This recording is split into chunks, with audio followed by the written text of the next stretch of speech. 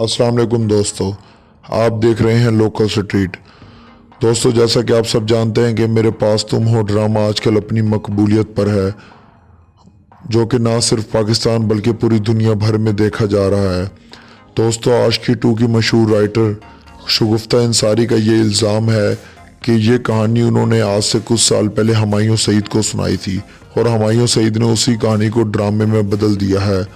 जबकि उनके इस बयान के बाद हुमायूं सईद ने अपने एक इंटरव्यू में कहा है कि मैं मुकम्मल तौर पर इस बयान की तरदीद करता हूं क्योंकि ये एक झूठा इल्ज़ाम है। हकीकत में ये ड्रामा खलीलुर रहमान साहब ने लिखा है। हुमायूं सईद ने यह भी बताया है कि खलीलुर रहमान साहब ने ये ड्रामा हसन सोमरू को सेल किया था। हसन सोमरू साहब जो कि खुद एक एक्टर और प्रोड्यूसर हैं, लेकिन उनकी बैरून मुल्क कुछ मसरूफियात थी जिसकी वजह से वो ये प्रोजेक्ट मुकम्मल ना कर सके और हुमायूं सईद ने उनसे ख़रीद लिया। तो दोस्तों, आप कमेंट्स बॉक्स में हमें ज़रूर बताएं कि आपकी इस पर क्या राय है।